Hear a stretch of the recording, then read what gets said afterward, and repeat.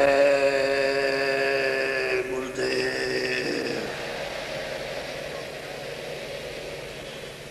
जय गुरुदेव जय गुरुदेव नाम किसका जय गुरुदेव नाम किसका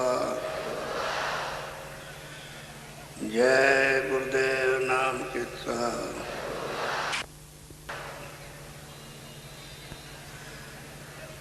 अब आप एक प्रार्थना करो, पहले मैं बोलूंगा उसके बाद आप। सत्य गुरु सत्य नाम तुम्हें कोला को परिणाम।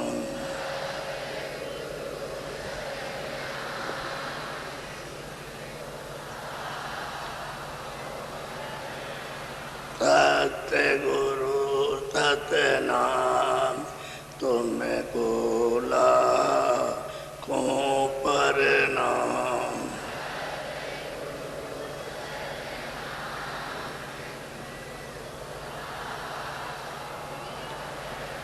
कोटिन सूरज चांद सितारे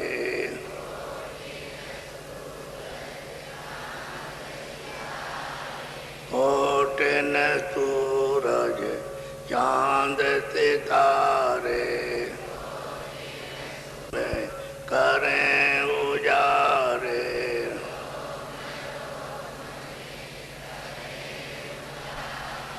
रोम रोम में करें उजारे।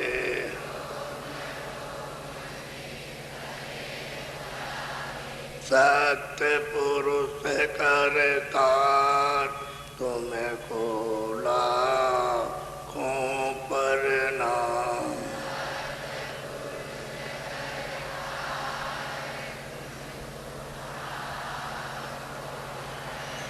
अरबों सूरज चांद सितारे सितारे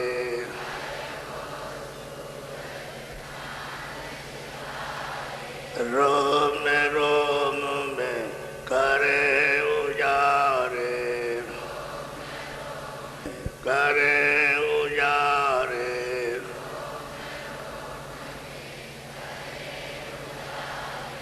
अलख पुरुष करतार तुम्हें कोला को परिणाम।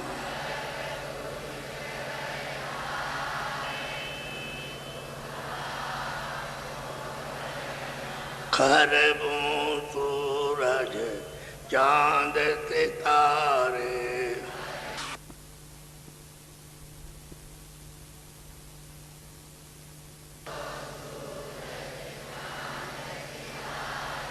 खरबों सूरज चांद सितारे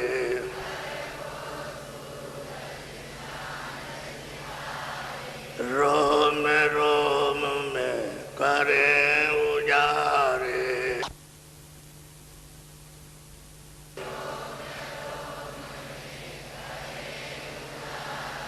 रोम रोम में करे उजारे।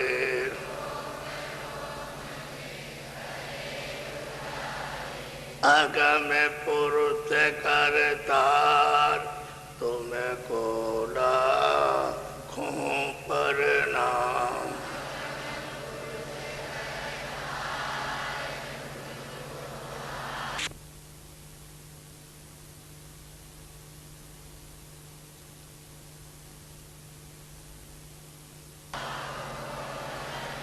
नील नील सखी बान उतारे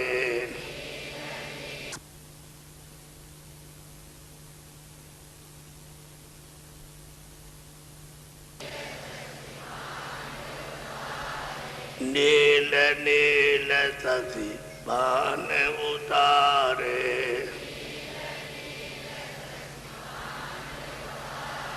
रोम रोम में करे उजारे।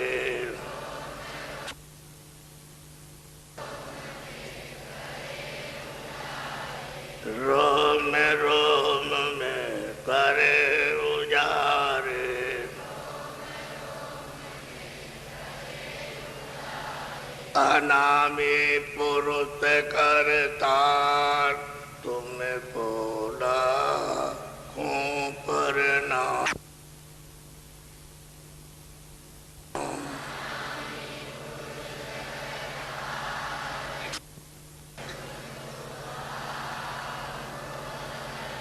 अनामी पुरुष करतार तुम बोला खूं पर नाम।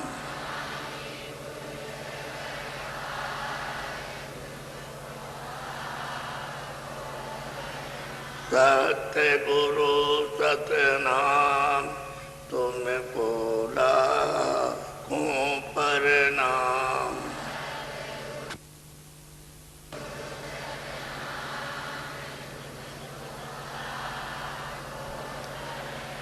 तुम बोला खूं पर नाम।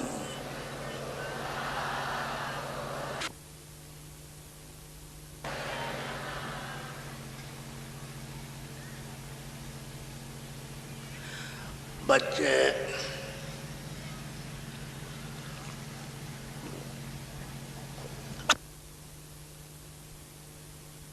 और बच्चियों, ये बड़े ही सौभाग्य से नर नारियों को सबको यह अवसर मिला।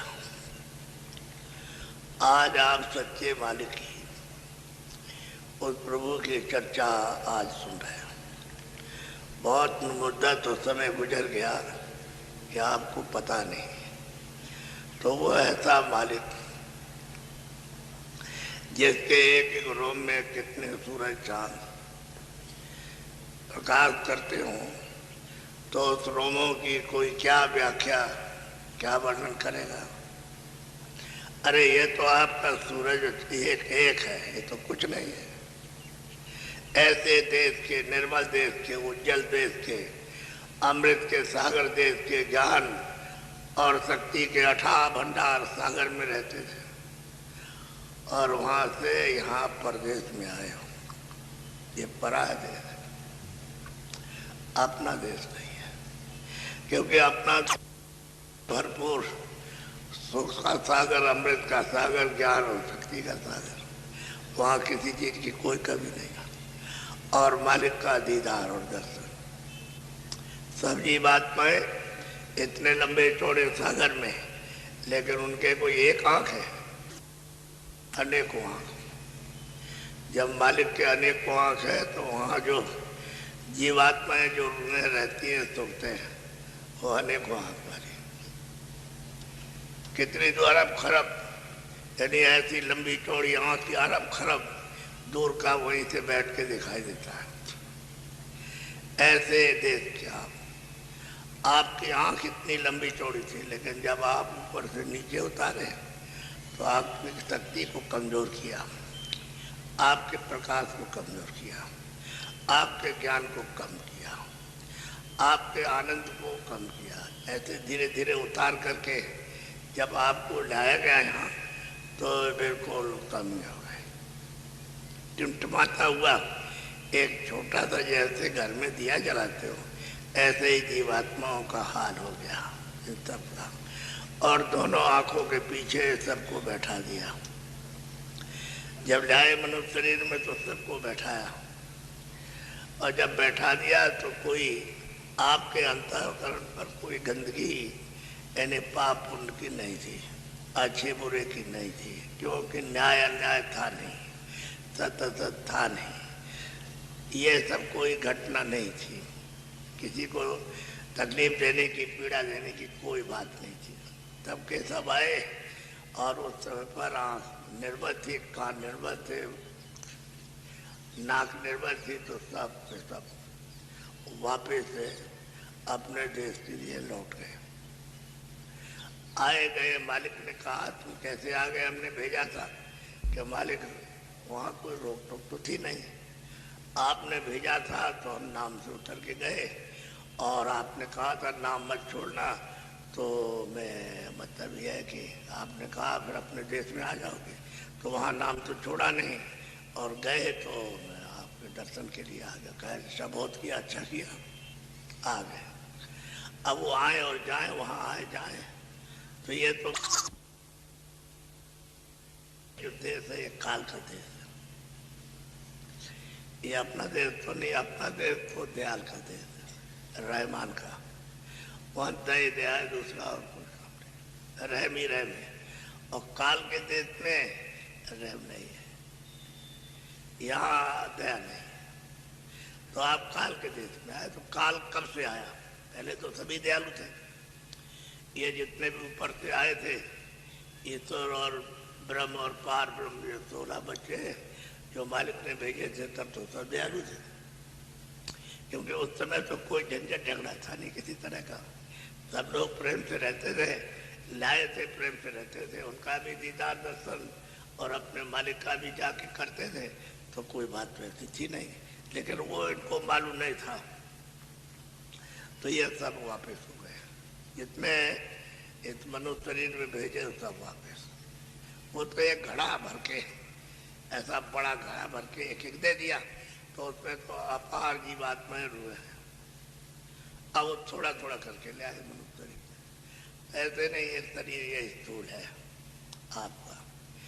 जो ये शरीर आपको दिया है मृतलोक में, स्थूल है। जल पृथ्वी अग्नि वायु आकाश का मसाला मिलाकर और तब आपको इसमें बैठाया। इसके ऊपर में ये नहीं है, तो स्वर्ग और वैकुंठ में लिंग शरीर है। तो वहां कौन सा मसाला है? 10 इंद्रियां और चतुर्थंताकरण, मन बुद्धि चित्त और अहंकार। तो 10 और 4 14। और रजोगुण और तमोगुण और सतोगुण 3 ये हो गए। और 14 वो 17 तत्वों का लिंग शरीर है। स्वर्ग में वैकुंठ में सब लिंगी शरीर है। तो वहां जीवात्मा इससे बारीक पर्दे में बैठी है।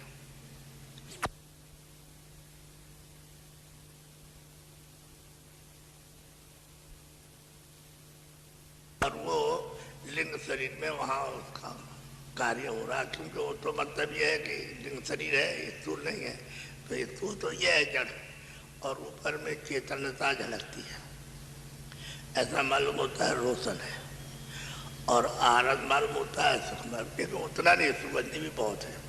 स्वर्ग की वैकुंठ की सुगंधी एक सुई की नोक यानी बोर करके उसमें से ले आओ और इस सागर में डाल दो, तो सब खारा पानी बदल के सब सुगंधित हो जाएगा।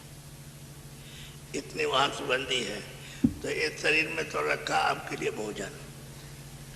ये जड़ शरीर था, खाना पीना अनाज सब्जी फल दूध के ये सब कुछ, इससे इसको रख सकते हो आप। अगर नहीं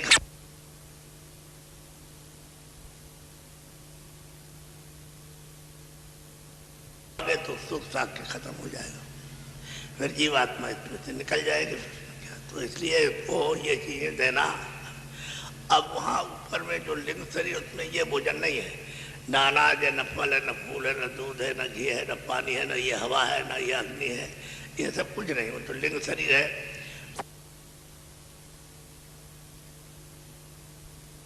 तो 10 इंद्रियां हैं, 4 चतुर्थंताकरण, मन बुद्धि चित्त और जोड़। तो उसमें भोजन, उसमें जीवात्मा किससे कैसे टिकेगी?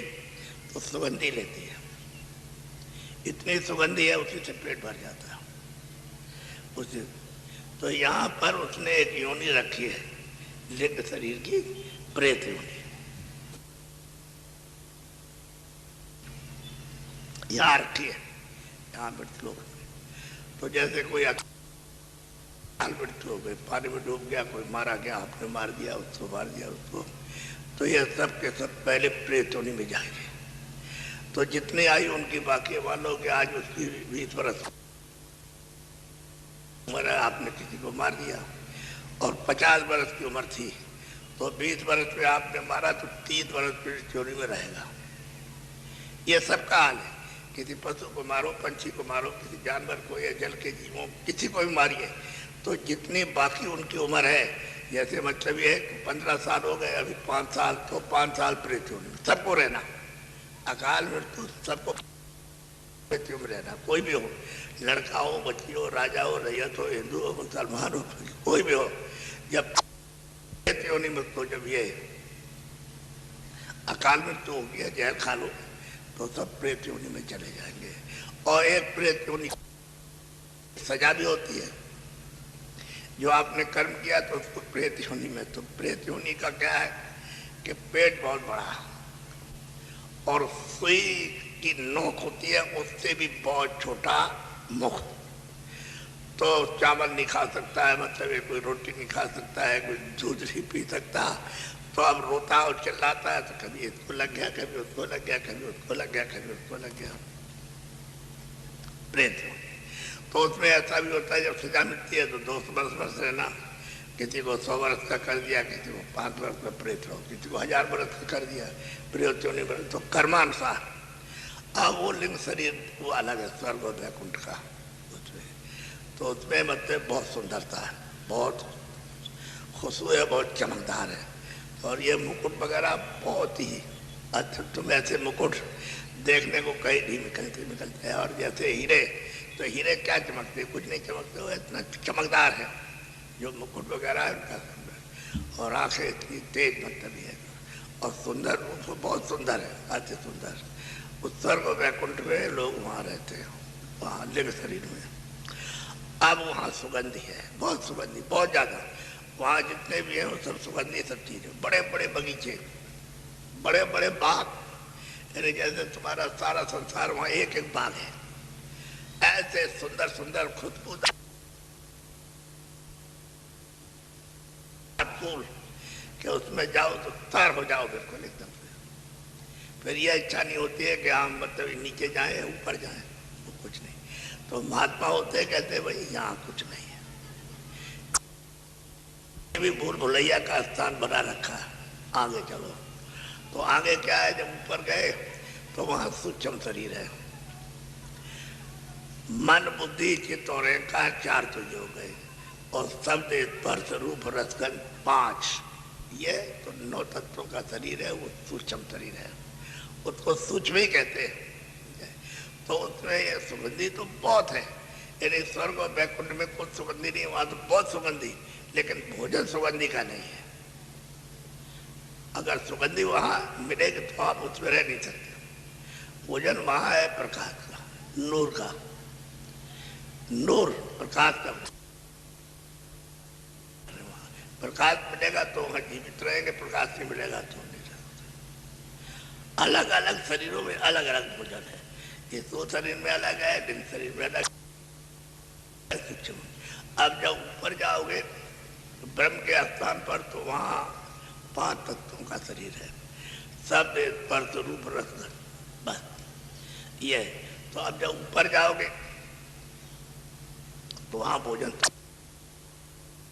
ये नहीं है ना, आपका ये भोजन है ये जो खाते पीते हो फल फूल अनाज, और ना वो सुगंधी का भोजन और ना वो प्रकाश का। तो वहां भोजन किस कैसे हो, जीवात्मा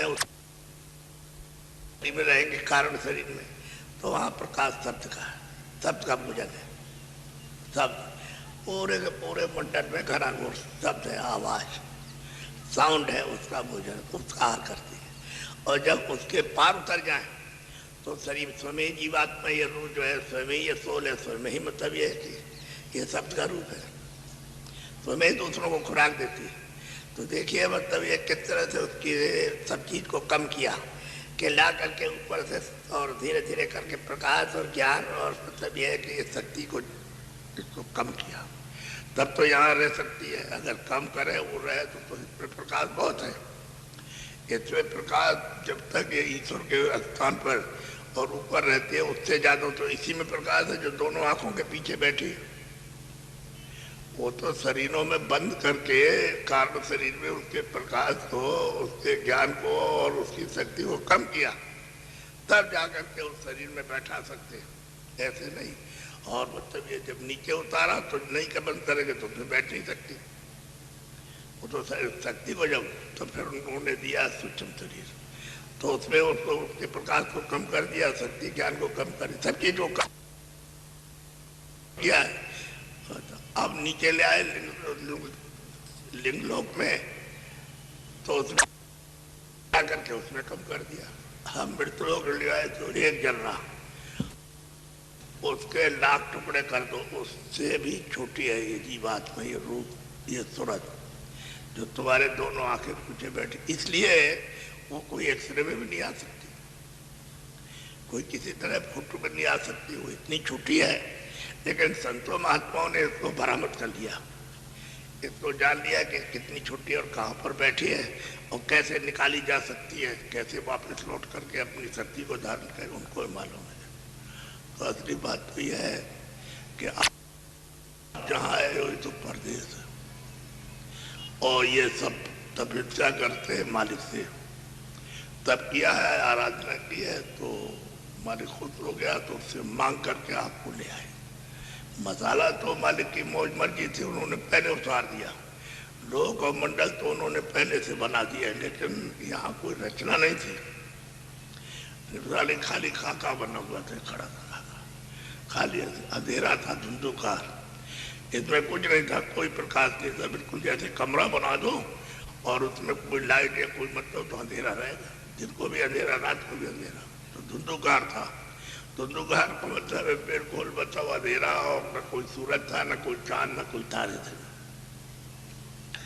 यह तो सब बना के खाता था। बाद में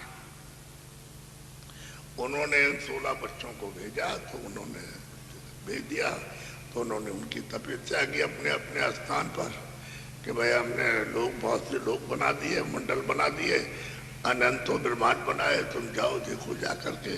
तो इनको सबको मालूम हो गया कि हमको देश निकाला कर देंगे। बात ये, वहाँ तो सबको बोध है, वहाँ तो सब चीज का गान है कि मालिक की क्या इच्छा हो रही है, मालिक क्या चाहता है, तो वहाँ तो है कि बनाया इसीलिए कि कोई नया विस्तार करना चाहते हैं, तब ऐसा तो इनको भेज दिया नीचे। अब उन्होंने भेजा तो मतलब ये, लेकिन वापस जाने के लिए कोई आधार नहीं रखा, नीचे उतार दिया, आप ऊपर नहीं जा सकते, बिल्कुल एकदम से अलग दिया, उस देश में जा ही नहीं सकते।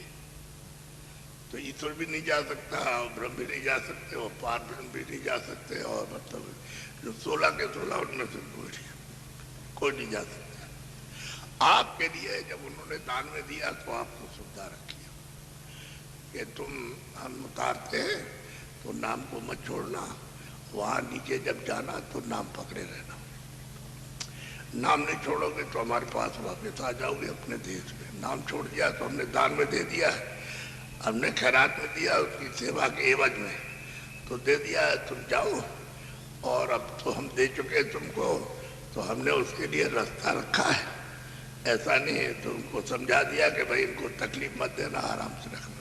तो तब तो कोई तकलीफ नहीं थी, जब ले आए थे तो बहुत समय थे, कितने युग और कल बीत गए तो कोई तकलीफ नहीं थी, क्योंकि सब वापस आते थे, जाते थे, आते थे, जाते थे, समय पूरा हुआ सब वापस चले गए अपने देश में, अपने घर, क्योंकि वो तो मतलब ये अथाह सागर है, ये तो अथाह सागर नहीं है, ये तो बहुत सागर है।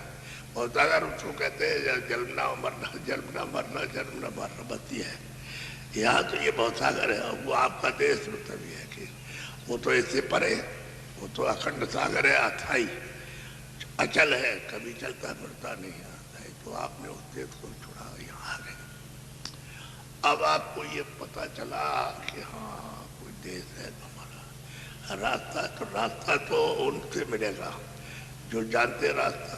तो पहले तो सब जानते थे, जितनी जीवात्माएं मनुष्य शरीर में आई थे सब रास्ता जानते थे, सबके आँख खुली थी, सबके कान खुले थे, और सबके नाक, कोई रास्ता बताने जो तो खुले था, आए थे आँख खुल के, आप आँख खुली आए और कान खुले आए और नाक खुले आए, और जब यहाँ बैठे तो कोई आपके ऊपर गंदगी नहीं थी, तो आपको तो दिखाई देता। जलम में गर्म में आँख खुली थी तो सब आप देखते थे माँ के घर में, और वहाँ सब सुनते थे, सब आवाज सब सुनते थे, देववाणी सब सुनते थे, उसकी आकाशवाणी सब सुनते थे सब।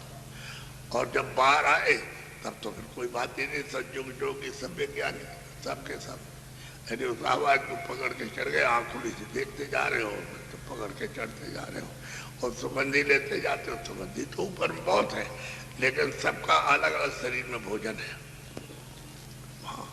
तो मतलब चढ़ के लौट गया, समय पूरा हुआ, सब लौट गया, सब जितने भी आए थे मनुष्य में, कोई बच्चा बच्ची यहाँ बचा नहीं, सब गए। तो फिर और खिपलाए तो तुमको भंडार दिया था एक घड़े में, एक घड़े में अथाह भंडार था जीवात्माओं का, रूहों का, तो उसको दान में दिया। सबको दिया एक एक घड़ा। अब उन्होंने कहा कि अच्छा हम दूसरी खेप ले आते हैं। तो मनुष्य शरीर में फिर ले आए, उसी तरह से घड़ा बनाया जैसा उन्होंने बनाया कल। तो ले आए। तो ये मतलब ये है कि फिर यहाँ तो तब भी उनकी आँख खुली थी, कान खुले थे, नाक खुले थे, रास्ता तो गर्मी में दिखाई देता था और सुनाई देता था। जैसे बाहर आए तो सज्जुग जोगी सब विज्ञानी साहब के सब। उस समय तो किसी की गुरु की जरूरत नहीं थी। उस समय तो आप मतलब ये स्वयं ही सबके सब गुरु थे और सबके सब वहीं जाते थे। एक ही गुरु वो था, वो जो मालिक है वो सबका गुरु था, वो बैठा था। उसी को अनामी कहते हैं, मतलब उसी को अपार कहते हैं। अनाम कहते हैं कि जिसका कोई नाम ना हो, अपार कहते हैं जिसका कोई धाम ना हो। और धाम भी है लेकिन आप कह नहीं सकते हो, रूप भी है तो आप कह नहीं सकते हो, इसलिए वो अनाम। पहले भी था, भी अनाम है। और संतो महात्मा जो आए फकीर आए, उन्होंने भी कहा वो अनाम है। अब उसका किसी नाम से भी आप जो भी प्यार करो नाम से कबूल कर लो कि हम इसी नाम से काम करेंगे, तो आपके पास पहुंचाने का किसी नाम से भी काम कर दे ना क्या। तो इसलिए आपको अब भनक पड़ी है कि हमारा देश कहीं और है, यहाँ फंस गए आकर के।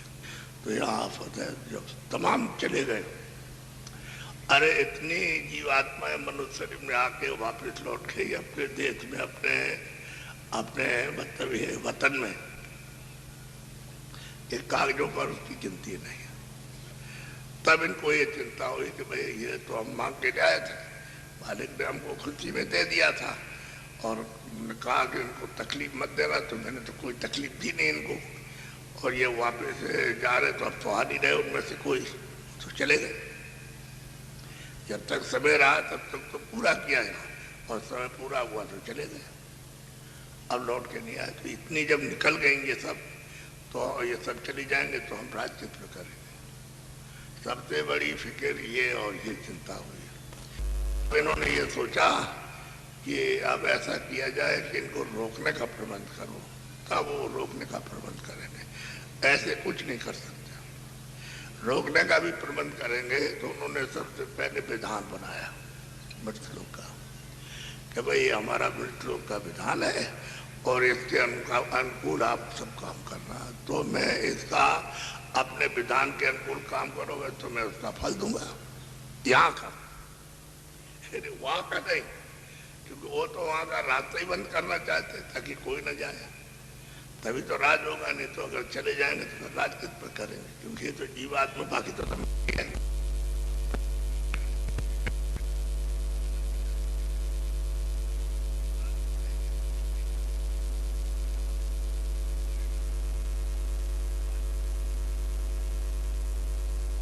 जो बनाया उसको तो मैंने कल आप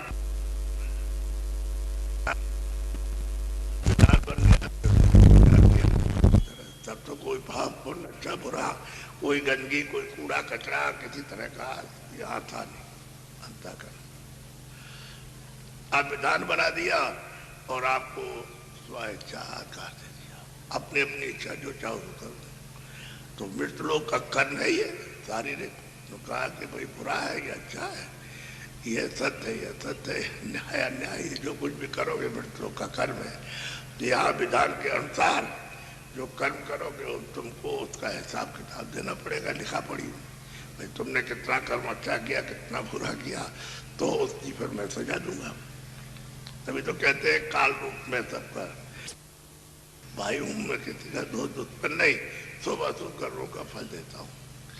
तो आप आज भनक पड़ी है आपको कि भाई हमारा घर वहां तो यहाँ पड़े हुए, तो आप कैद खाने में पड़े हो, ये जेल खाना है, ये मनुष्य शरीर भी जेल खाना है इसमें।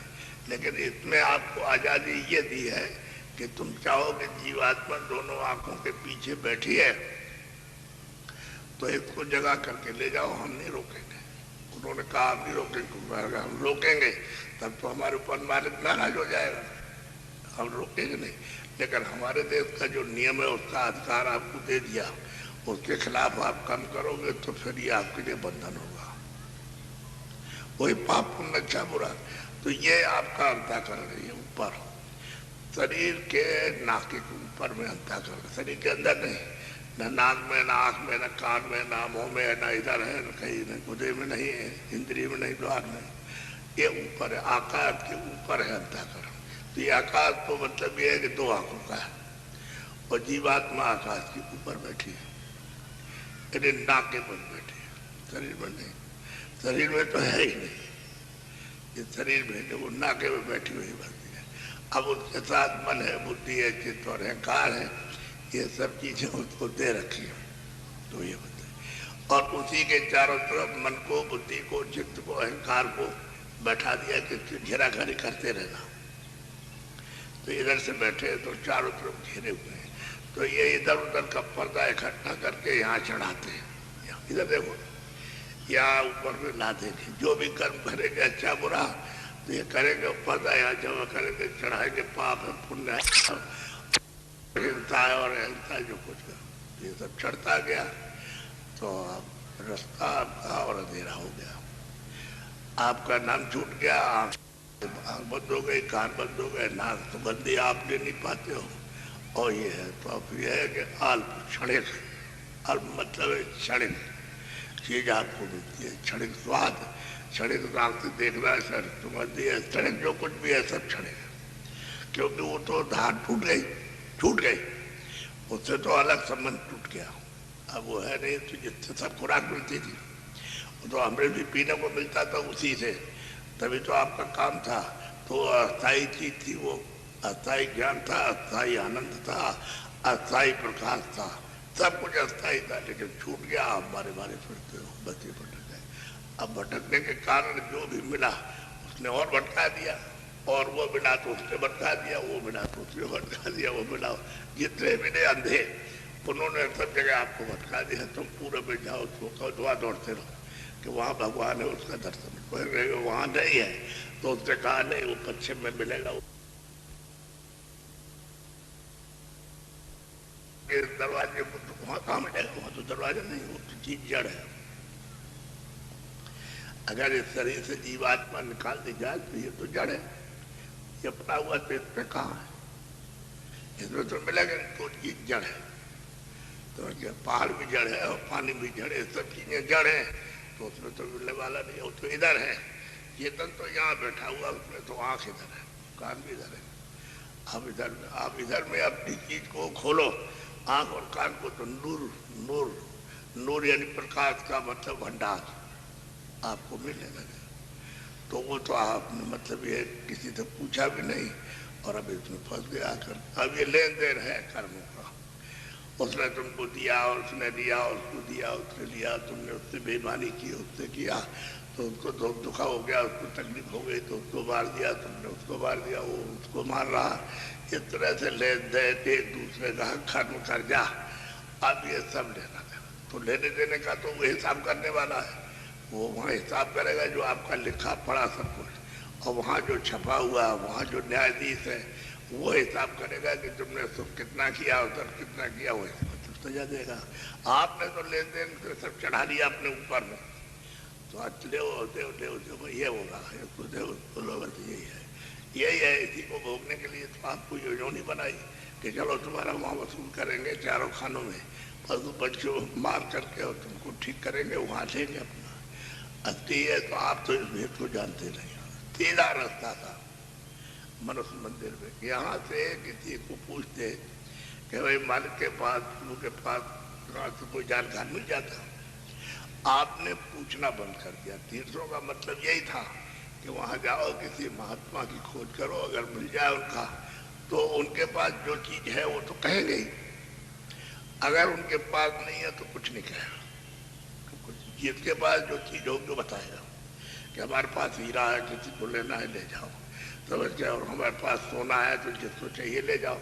अब जिसकी दुकान में नहीं होगा वो क्या कहेगा, तो कहेगा हमारे यहाँ अनाज है, हमारे यहाँ एक कपड़ा बिकता है, तो मतलब ये। अब आपकी तो चॉइस नहीं है, यानी उसकी इच्छा नहीं है आपकी। अगर आप किसी से आते हैं भाई हम अपना आत्म ज्ञान, आत्म कल्याण चाहते हैं, प्रभु का दर्शन, तो खोज करते कोई मिल जाता, वो तो आपने बंद कर दिया। आप ऐसे ही भटका खाते रहे, उम्र खत्म हो गई, बल पर खत्म हो गया शारीरिक, अब ये पुराना हो गया शरीर और मसाला इसका पुराना। अब आपके घर में बच्चे कहते हैं अरे मर जाए किसी तरह, ये मर जाए तो बहुत अच्छा हो। मैं आपके बात बताऊं, एक बहुत बड़े सेठ थे, उनकी देवी जी थी, उनके 4 बच्चे थे। तो सेठ जी अचानक में, मतलब ये है कि जब समय आया तो चल दिए, अब किसी को मालूम थोड़ी कब जाएंगे, उनको ही नहीं मालूम, तो चल दिए, लेकिन धन खूब छोड़ के गए। तो देवी के पास मतलब ये है कि वो सब खजाना था। तो लड़कों को उसने खूब फोटा कि देखो बच्चे, हम तुमको किसी तरह से तकलीफ में रहे कि पिताजी रख गए और हम तुमको दिए देते। तो उनको बांट दिया, खूब अपना कारोबार करने लगे। अब लड़कों ने आपस में बात की कि ये बुढ़िया है, तो मतलब ये किस लिए रखे हुए, जिसमें जो कुछ हो हम लोगों को दे दे। अब लड़कों ने आपस में बात की कि ये बुढ़िया है, तो मतलब ये किस लिए रखे हुए, जिसमें जो कुछ हो हम लोगों को दे दे। अब उनको ये हुआ कि क्यों रखे, अरे भाई तुम्हारे पास तो बहुत है, उसने इतना बांटा है कि तुम रख नहीं सकते, फिर कारोबार करो उससे मतलब अपना। लेकिन उनको यह हो कि क्यों रखे हुए, वो हमको दे देते। अच्छा, घर में जो और लोग आए, जैसे बहुएं आई, उन्होंने कोई सलाह दी होगी कि ले लो बुढ़िया से, क्यों ऐसे मतलब रखे हुए ऐसे। अरे भाई तुम्हारे पास कमी हो तब तो ठीक है, लेकिन कभी कुछ नहीं है जबरदस्ती। तो बुढ़िया की उम्र हो गई करीब 80 से ऊपर, वो बीमार पड़ी। तो लड़कों ने सोचा कि बुढ़िया मर जाए तो ठीक रहेगा, तो हम लोग लेंगे। आप वो वैद्य दिखाया, उसने दवा दे दी, तो बुढ़िया ठीक हो गई, अच्छी हो गई। तो लड़के अफसोस करने लगे कि अगर तब वैद्य न बुलाते और दवा न देता तो बुढ़िया मर जाती। आप क्या करें, बुढ़िया अच्छी हो गई तो मरेगी नहीं, मर जाती। अच्छा है, मतलब यह है। तो अब वो कुछ समय के बाद फिर वो बुढ़िया बीमार पड़ी। तो लड़कों ने उसकी दवा नहीं की, न किसी वैद्य को बुलाया, तो बुढ़िया अचेत हो गई। तो लड़कों ने सोचा ये मौका बहुत अच्छा है, ऐसा मौका कभी आया नहीं, क्योंकि अचेत हो गई तो होती नहीं रहा। तो जल्दी से उसने बांस मंगा करके और बांधी और टिकटी बना करके बुढ़िया को उसमें रखा, कपड़ा उड़ा दिया, बांध दिया। और सब मोहल्ले वालों के बुलाया, तो सब जानते थे, अरे भाई सेठ बहुत अच्छा है, दूसरों की मदद करता था, और उसकी घरवाली है तो वो भी मदद करती रहती थी, धन की कोई कमी नहीं थी। तो सब लोग आ गए, मोहल्ले के, गांव के, सबके सब बड़ा हजूम हुआ। तो लड़कों ने, चारों ने कहा कि जो हम बोलेंगे उठाते समय वही तुम लोग सब बोला। तो जैसे उठा करके तो उन्होंने कहा राम नाम सत्य है, सत्य बोलो मुक्त है। तो सब लोग बोले कि राम नाम सत्य है और सत्य बोलो। तो बुढ़िया बोली उठाते समय, अरे भाई मैं तो जिंदा हूं, तुम कहा लिए जा रहे हो? मैं तो जिंदा हूं, तुम कहा लिए जा रहे हो? राम नाम सत्य है और सत्य बोलो मुक्त है। जो बुढ़िया कहे तो सच है, और राम नाम सत्य है और सत्य बोलो मुक्त है। अब उन्होंने ये शुरू कर दिया, यानी कोई सुनने ना पाए, वो सब लोग बोलते रहे, ये बोलते रहे, जो बुढ़िया कहे तो सत्य है, और राम नाम सत्य है, और सत्य बोलो तो मुक्त है। और ये कहते हुए सीधे ले गए, वहां ले गए जहाँ शमशान भूमि थी। पहले से लकड़ियां तैयार करा दी, बुढ़िया को जिंदा उस पर रखा और आग लगा दी। बुढ़िया कहती रह गई, अरे बच्चों ये क्या कर रहे हैं, मैं तो अभी जिंदा हूँ। कहने लगे बुढ़िया है तो कहती है मैं जिंदा हूँ, बिल्कुल सही बात है, लेकिन अब तो राम नाम सत्य और सत्य बोलो मुक्त है। बुढ़िया फूक दिया। यहाँ तो ये हालत है, ये है। अब तो पहले तो कुछ अच्छा भी समय था जब ऐसा हुआ था, अब तो बिल्कुल ही नहीं है। अब तो समय उस तरह का अच्छा और विचार विवेक है ही नहीं। तो बताइए क्या गुजर रही है सबके ऊपर, इसमें लग गए आप। सारा जितना भी धंधा, जितना भी आपकी शक्ति, जो कुछ भी है, सब इसमें कूड़े में लगाए थे।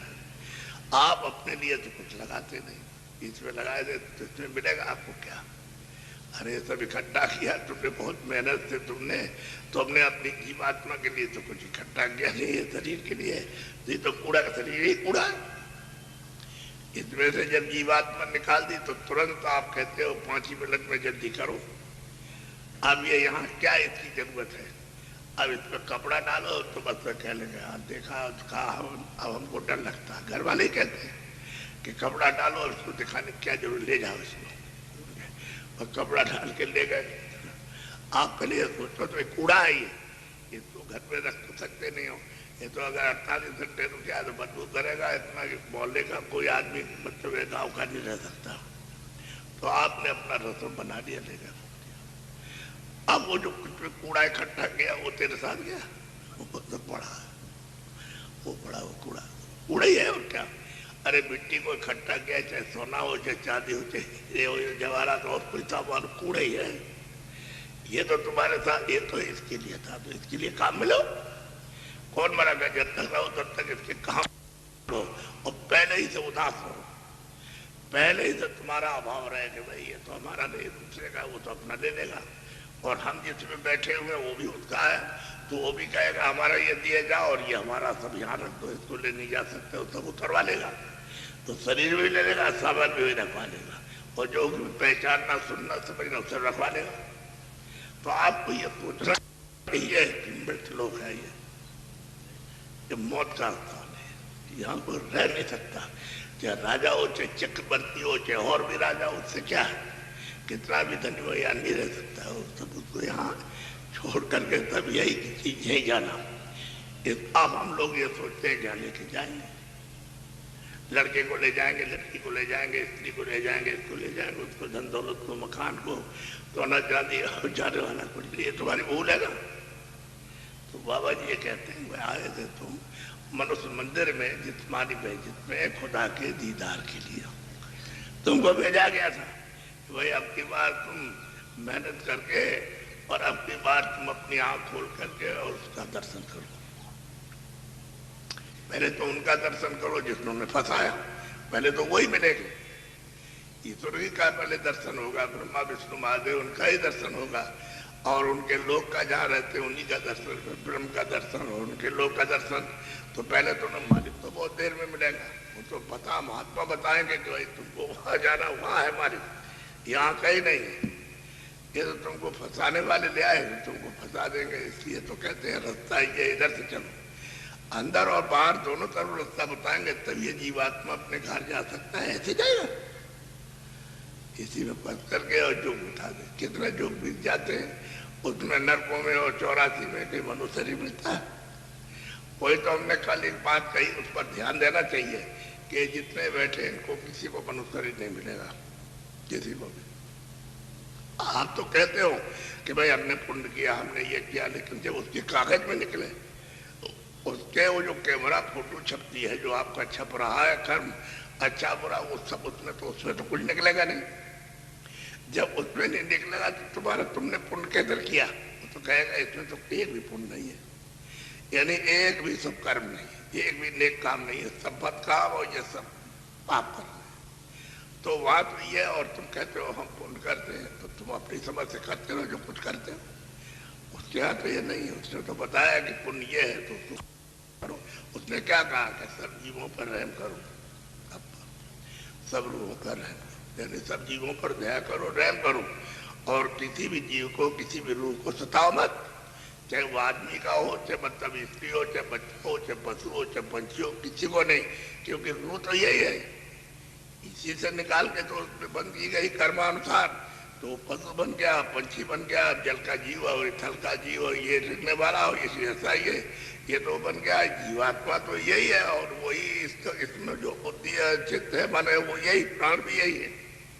तो आप ये बात तो समझना, तो कहते हैं जीवों पर दया करो और रूह पर रहम करो, ये साफ साफ कहा है। और सबने कहा, जो भी पैगंबर यहाँ आए, जो कुछ भी अवतारी शक्तियां आई, उन्होंने सबने कहा, लेकिन आपने उस पर ध्यान नहीं दिया, सबने अपना अपना कहा। अब ये तो समझने की बात है, अवतारी शक्तियां तो आती हैं, अब कोई आई स्वर्ग से, कोई आई बैकुंठ से, कोई आई ईश्वर के लोग से, तुम वही तो बताएंगे।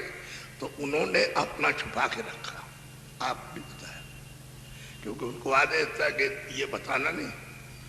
वो तो संत जब आए कल युग में 700 वर्ष हुए तब से, तो उन्होंने रास्ता खोला, पहले तो ये बंद था, ये तो कोई जानता ही नहीं था। जो संतों ने आज वर्णन किया, जो रास्ता खोल करके और उनको पहुंचाए, तो किसी को नहीं मालूम, तो पुरानी किताबों में है ही नहीं कुछ। तो इसलिए तो पुरानी किताबों को घसीटते रहते हो, उसमें कुछ नहीं। वो कहते हैं ये भी है और ये भी, उसको भी बताते हैं कि ये भी रास्ते में मिलेगा और ये भी मिलेगा और ये भी मिलेगा, और इसके परे चलो, परे आपका देश है, आपका घर मिलेगा, आपका वो जो है सबका स्वामी वो मिलेगा, यहाँ नहीं मिलेगा। तो ये थोड़ी कहते हैं कि उन्होंने खराब कह दिया, कहते हैं स्वर्ग भी है, ब्रह्मा भी है, विष्णु भी है, शिव भी है, आद्या महाशक्ति भी है, लेकिन चलो ये सब ऊपर मिलेंगे, तुम्हारी जब आंख तीसरी खुलेगी तब मिलेंगे। तो आप किताबों को देखते हो, किताबें तो जिन्होंने देखा उन्होंने लिखा, आप थोड़ी देखते हो। आप अगर देखते होते तो समझ ही जाते। तो किताबें तुम देखते हो, उसमें तो जो कुछ लिखा है वो समझे नहीं और कुछ कहने लगे, उसी से तुम भड़क गए, यानी भरम गए और शंका में पड़ गए, बस इसमें लगे। अब मिलने जुलने वाला तुमने कितना मालूम कितने भगवान बना दिए, कितने लोगों ने खुदा बनाए, कितने ईश्वर बनाए, कितने देवी देवता, कोई नहीं काम आया। अरे वही महात्मा मिलेगा, जब महापुरुष मिलेगा, फकीर मिलेगा, तब तो काम। फकीर वो कहते हो काफिर है, जो मालिक से मिला हुआ, जो सबके पास आता जाता है एक रास्ते से, और जो प्रभु को जो आता जाता पाया, उसको तो कहते हो नास्तिक, और उसको कहते हो कि मतलब ये है कि ये काफिर है। तो कैसे आपको बता देगा? यदि आप तो उसके लिए ये है कि आप वहाँ जल्लादी का काम करते हो फकीर और महात्मा के साथ, और कहते हो कि ये है, अब वो नास्तिक है, वो काफिर है, तो कैसे उसको दे देगा आपको? वो चुप हो जाए, वो किसी से कुछ कहता थोड़ी, फिर चुप हो जाता है। एक राजा है, तो उन्होंने कहा हमारे राज्य में कोई दंगा नहीं रहता। तो अधिकारियों ने और लोगों ने कहा कि ऐसा इनकार मत कीजिए कि हमारे राज्य में कोई दंगा नहीं रहता, क्या हम देखेंगे, और मतलब ये कि हमारे राज्य में कोई नहीं। अच्छा, हम जा रहे हैं रात को, हम सब देखने के लिए तो भेष बदल के निकला। तो किसी ने कहा नहीं, आज तो जाइए कपड़ा पहन के। तो कह लगा अच्छा, तो अपने राजसी भेष में निकला घोड़े पर। तो रास्ते में जा रहा था एक साधु, लगोटी लगाया था और कुछ नहीं था। तो तुम कौन हो? कहले हम तो भेषधारी हैं। भेषधारी? कह लगे तुम कपड़ा क्यों नहीं पहने हो? कि भाई हमारा ये भेष है तो हम तो ऐसे ही रहेंगे। क्या हमारे राज्य में तुम ऐसे रहोगे? तुम टैक्स देते हो? कह लगा हम तो बहुत टैक्स देते हैं, इतना राजा को कोई टैक्स नहीं दे सकता। कहले क्या देते हो? कि सारी जनता को समभाव में रखते हैं, समान भाव में रखते हैं, यानी जनता के प्रति कोई उदंडता नहीं, अब शब्दों का प्रयाग नहीं, समान भाव में रखते हैं। हम सबसे बड़ा राजा को टैक्स देते हैं। तो तुम अपना काम कैसे? हम रसान बनाते हैं। अब वो बोला कि रसान हमको सिखा दो। कह रहे अब तुमको नहीं सिखाएंगे, राजा को हम नहीं सिखा सकते, राजा को ये ठीक नहीं बताएंगे, वो नहीं बताए। कह रहे हम राजा हैं, आप कुछ भी हो गया हमको रसान बता दिया, कुछ भी हो। तब उसने कहा हम तुमको फांसी पे चढ़ा देंगे। कहले चढ़ा दिया तो फांसी पे चढ़े हुए, और वो महात्मा थे जो मालिक से मिले हुए थे। कहले हम तो रोज ही फांसी पे चढ़ते ही, अब तो चढ़े तो अपनी फांसी से बचत कर ले। अब वो यहाँ से गया कि हमको नहीं मिलता, तो वहाँ गया तो उसने कहा भाई हमने एक महात्मा मिले, एक साधु। तो हमने उनसे पूछा, उन्होंने पूछा कि ये तुम पगड़ी क्यों बांधे? कह लगा हमारा राजसी भेष हमारा ही भेष है। जब तुम पगड़ी बांधे है तो कहता हमारा राजसी भेष तो हमारा ये साधु का भेष है। ये वो कह के चला गया। तो वहाँ लोगों ने कहा कि ऐसा नहीं कहना चाहिए, आप ये शब्द महात्मा के सामने नहीं कहना चाहिए कि ये तुमने आप शब्दों का प्रयोग किया। तो कह लेगा आप क्या करें? कह लेगा अगर तुमको कोई चीज़ सीखनी है तो भेष बदल के जाओ और उनसे कहना महाराज हम आपके पास रहकर कुछ सेवा करना चाहते हैं।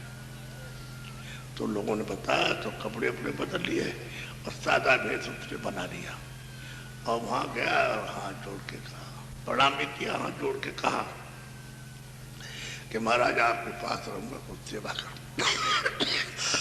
राजा बोले रहो, बस वो वहां रह गया।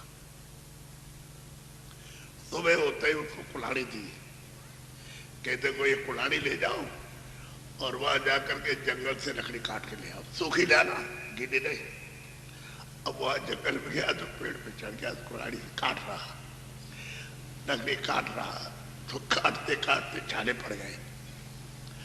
अब वही पेड़ पर बैठ के जब छाले पड़ गए, उसने तो कभी काटा नहीं था, तो छाले पड़ गए तो वही रो रहा बैठ करके, छाले पड़। खैर काट कूट के थोड़ी सी लकड़ी ले आया, आते ही लकड़ी डाली नहीं कि उन्होंने कहा एक कढ़ाई जो है मरो। अब वो कढ़ाई मिट्टी और ये दे दिया, कहा इसको मरो, इसका ये सब गंदगी छुड़ा दो। अब वो रगड़े तो हाथ में छाले पड़े तो रोए बैठ करके। अब कैसे करें, अब रोए, खूब रोए अच्छी तरह से बैठ करके, लेकिन वो नहीं बोले, वो तो जानते थे, वो तो महात्मा को मालूम था ये कौन है, तो कुमारा चलिए। फिर उसके बाद कहा कि जाओ ये लपेटी कपड़ा धो लिया, तो साबुन लग गया तो फूट गया, छाला पड़ गया तो फूट गया, तो साबुन लग गया, तो रोए बैठ करके खूब अच्छी तरह से।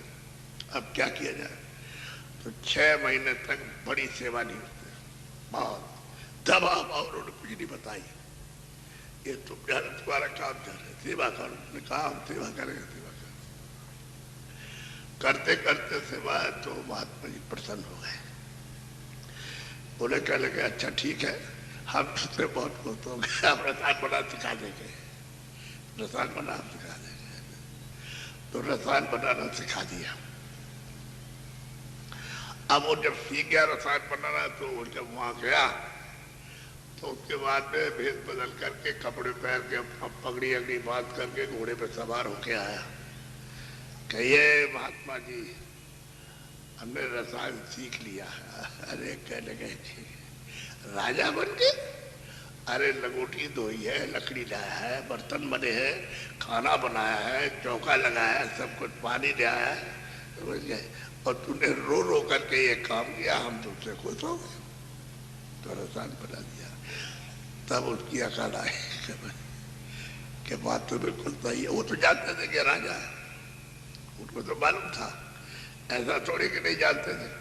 अब ये सब काम तो लगोटी, तो कहने लगे अगर महात्मा से कुछ लेना है, कुछ चीज, तो सेवक बन जाओ, तो दे देगा आप, और नहीं सेवा करो तो राजा क्या चीज, चक्रवर्ती राजा, उसके साथ में धनवनी क्या, कुछ नहीं।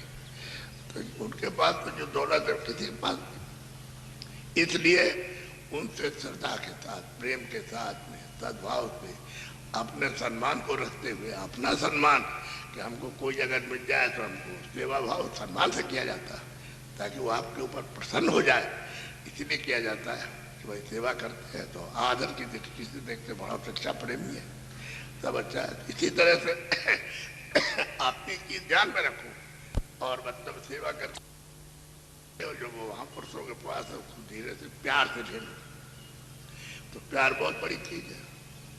तो हर चीज में एक बात आपको ऐसी बताऊंगा जो आपको आश्चर्य होगा। एक आदमी, उसने पहले छोटा काम करता था, फिर बड़ा दुकान की, फिर उसने अच्छे पैसे कमा लिए, तो गांव में 5 मंजिल का मकान बनाया। वो सेठ बोला जा रहा कि भाई बड़ा सेठ है। एक महात्मा जी उधर से जा रहे थे, तो अपने मकान के सामने ऐसे खड़े होकर के ऊपर नीचे देखता तो बहुत हंसता था, बहुत हंसता था। जब बगल से महात्मा जी निकले तो उनका क्या क्या देख के हंस रहे, कह रहे मैं अपना मकान देख के हंस रहे, कहने लगे ये कूड़ा कचरा है, ये मनुष्य मंदिर उसने दिया आलिशान, अरे इस पे बैठ करके तू अपने काम को करो, उस मंदिर उस महल में चल।